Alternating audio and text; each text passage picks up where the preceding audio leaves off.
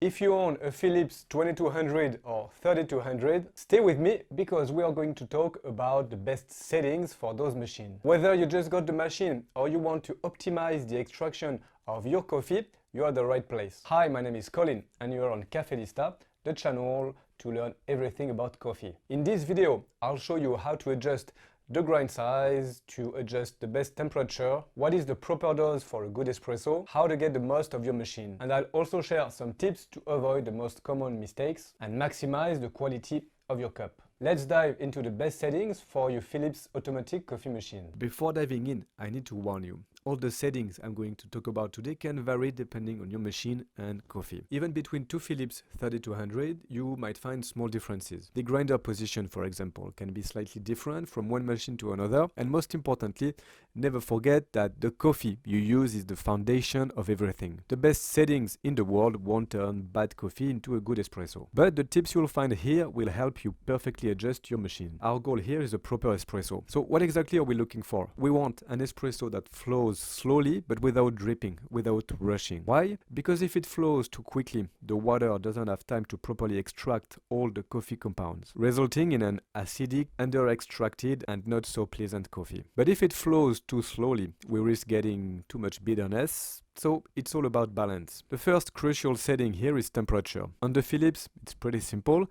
Turn off the machine, press the cup volume selection for 2 or 3 seconds, and then you will see the light flashing. We will set it to the maximum. Why is temperature so important? Because hot water better extracts the soluble compounds from coffee, and the hotter the water, well, within limits, the more effectively it can dissolve the oils and the coffee. Now let's talk about coffee dose. I will set my espresso here on the maximum intensity and you will see why. I have done several tests with my scale, and on these machines we are between 8, 9, close to 11 grams on coffee for a single espresso. So it will vary and it will depend on the settings and also the type and density of coffee. Knowing the dose is important because it will help us properly adjust the cup volume later. Here we are on the lower side in terms of dose. Philips machines are designed this way, and well, we will adapt our other settings accordingly. Since we have a lighter coffee dose, we will stick to the minimum volume of water. Why? Well, as I mentioned, it's about balance. If we use too much water for the amount of coffee we have, we will end up with a diluted coffee. One of the challenges I found with the Philips machine is getting a coffee with a bit more body, a bit more intensity. On this machine, we have 3 main options. So minimum will give us around 30 milliliters of coffee, 30 grams, and medium will make around 42 milliliters. So we'll forget about the highest volume here. We will stick with the minimum. Without 10 grams of coffee, the choice is easy. This gives us a ratio of 1 to 3, which means for 10 grams of coffee, we will have 30 grams in the cup. And this is what we expect, what we want for the super automatic coffee machine. Now the extraction. This is the crucial moment. We start an espresso and observe. The extraction is really when everything comes together.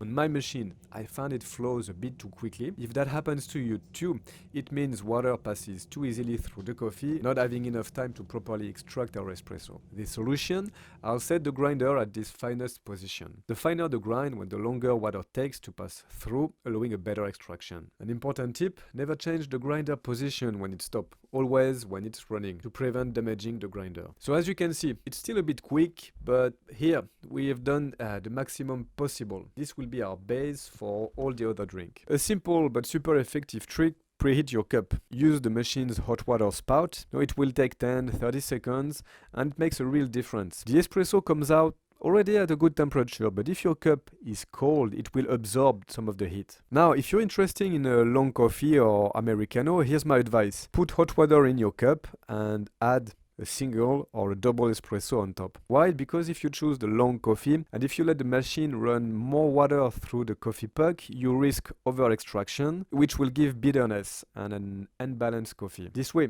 if you have a well-balanced espresso, even the long coffee will be balanced. And for cappuccino, if your espresso is well adjusted, well, it's mostly a matter of taste. Milk will naturally soften the espresso, so even if your extraction isn't perfect, the result can still be pleasant. And you can adjust the volume of milk you want. There you have it. Now you have all the tools to get the best out of your Philips 2200 or 3200. Take time to experiment, and remember, even if these machines have their limits, you can still make a pretty good cup of coffee with them. The key is understanding that each setting plays a role in the final extraction. It's like cooking a recipe. Every ingredient, every step counts for the final results. I hope you find that video useful, and if you like that video, don't forget to like and subscribe. As usual, I'll see you soon. I hope you have a good week. Ciao.